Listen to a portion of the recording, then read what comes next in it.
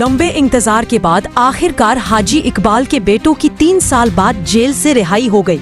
रिहाई की खबर मिलते ही सहारनपुर समेत आसपास के इलाकों में खुशी की लहर दौड़ पड़ी। देर रात जैसे ही वो जेल से बाहर आए, समर्थकों ने उनका जोरदार स्वागत किया। किसी ने फूल बरसाए तो किसी ने नारे लगाए। सोशल मीडिया पर उनकी रिहाई को लेकर जबरदस्त माहौल देखने को मिल रहा है।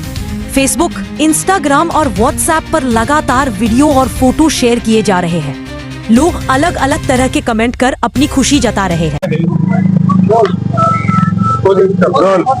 जी सर, आज जो हाजी इकबाल है, उनकी जो सुपुत्र है, उनकी आज रिहाई हो रही है जमानत पर। क्या इसमें प्रोसेस हुआ है, किस तरीके से सुप्रीम कोर्ट का आदेश आया और क्या कुछ अब आगे किसमें कार्रवाई? ये जो लड़के हैं हाजी इकबाल के 4 लड़के हैं, जावेद, आलिशान, अफजाल और वाजिद भाई, ये सन 2022 से जेल में थे। हमारे खिलाफ मुकदमे थे, उनमें सक्षम न्यायालयों से बेल होती रही और लगातार बेल कराते रहे, मुकदमे लिखते रहे। लास्ट ईयर हमने सुप्रीम कोर्ट में रिट दाखिल की थी कि हमारे खिलाफ ये जो मुकदमे लिखे जा रहे हैं, ये जैसे ही हमारे मुकदमों पुरानों में बेल होती है, तुरंत नया मुकदमा लिख दिया जाता है।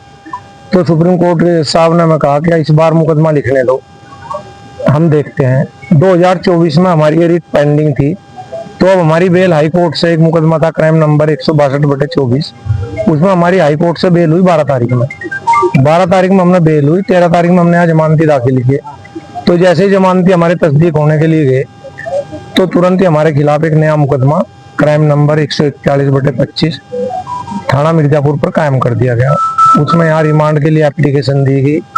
तो हमने उसी मुकदमे के आधार पर जो हमारी क्रिमिनल रिट पेंडिंग थी सुप्रीम कोर्ट में, वो मेंशन की हमने 17 तारीख में, 16 में वारंट बना, फिर हमने मेंशन की। तो जज साहब ने मर्सी की प्रेयर थी, उन्होंने हमारी उसे सुनते हुए 22 तारीख में सुनवाई की लगा दी। 22 तारीख में सुप्रीम कोर्ट का आदेश हुआ कि 2 दिन के अंदर आप इनकी रिहाई करें। और उस मुकदमे में जिसमें हमारा वारंट बना था, तुरंत ही सुप्रीम कोर्ट ने रिलीफ देते हुए इंटरिम बेल के लिए आदेश कर दिया। क्योंकि हमारे 2 दिन की छुट्टी थी, 2 दिन की छुट्टी तो इसलिए हम कुछ नहीं कर पाए। आज हमने दोबारा सुप्रीम कोर्ट में वहाँ हियरिंग हुई और आपके आदेश के ये बताया गया कि आपने आदेश किया था, लेकिन हमारी रिहाई नहीं हो पाई। तो आज वहाँ सुनवाई के ओरल आदेश किए गए कि ना आज ही छोड़ा जाए। तो हमने उन्हीं के आधार पर ऑर्डर दाखिल किया, बेल बॉन्ड दाखिल किए और शाम के टाइम हमारी रिहाई आई। बल्कि ये है कि आज प्रशासन का बड़ा सहयोग रहा और उन्होंने जितना भी हमें कोऑपरेट कर सकते, प्रशासन ने कोऑपरेट किया। वकील साहब, एमडी साहब जो है चित्रकूट जेल में है, उनके लिए क्या प्रोसेस हुआ है? क्या उनकी भी रिहाई आज ही हुई है? एमडी साहब को एक मुकदमे में कन्विक्शन हो गया था, जिसमें इन बच्चों की तो बेल हो गई, उनकी बेल पेंडिंग है। एक बेल में उनका ऑर्डर रिजर्व रखा हुआ है, तो इसलिए उनकी रिहाई तो नहीं हो पाएगी, लेकिन चारों बच्चों की आज रिहाई हो जाएगी। हाजी इकबाल आउट ऑफ कंट्री है, उनके लिए क्या रिलीफ हुआ है? हाजी इकबाल जी के लिए सुप्रीम कोर्ट ने क्राइम नंबर 286 में आदेश पारित किया था कि उनके खिलाफ कोई दंडात्मक कार्रवाई ना किया जाए, क्योंकि इंडिया से बाहर है और उनका पासपोर्ट भी रद्द कर रखा है सरकार द्वारा, तो इसलिए हिंदुस्तान में आ नहीं सकते।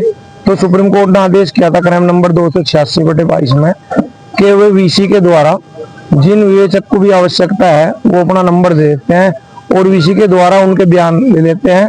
क्योंकि हमारे कई मामले हाई कोर्ट में भी सारा दिन थे, उन सब में भी यही आदेश है कि जब वो इंडिया से बाहर है, उनका पासपोर्ट रद्द है, तो वे वापिस तो आ नहीं सकते। तो वकील साहब क्या मानते हैं, 2021 का ये प्रकरण था जिसमें अभी मुकदमा दर्ज हुआ 13 तारीख को, कहीं ना कहीं कोई षड्यंत्र के तहत ये कार्रवाई की जा रही थी? और अब क्या देखो, अब किस तरीके से आगे? षड्यंत्र तो नहीं कह सकते, क्योंकि ये जो आदमी है, जिस आदमी ने मुकदमा लिखवाया था, उसके पिताजी ने ये जमीन जो बेची थी, ये सन 1991 में जमीन बेची थी उन्होंने दयाराम में, और दयाराम ने जमीन बेची थी 1991 में। और फिर 1991 में जिस आदमी को बेची थी, उसने 8 साल के बाद ही जमीन मोहम्मद इकबाल को बेची। तो 9 साल बाद इनके बहनावा होया। 9 साल पे उस दिन हमारा दाखिल खारिज हो गया था सन 98 में ही। तो 35 साल के बाद उसी घटना को लेकर मुकदमा लिखवाया है। 35 साल के बाद, 35 साल की घटना के बाद ये मुकदमा लिखवाया गया।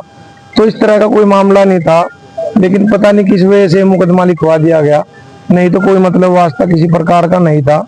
और 35 साल पहले ये घटना दिखाया गया, मुकदमा लिखवाया था, तो ऐसा कोई मामला नहीं है। बाकी ये है कि हम जितना भी है शासन प्रशासन ने कोऑपरेट किया है, अब तो इसी आधार पर हमारी रिहाई हो पाई है। बाकी हमारा कोई मतलब वास्ता किसी प्रकार का नहीं। Thank you.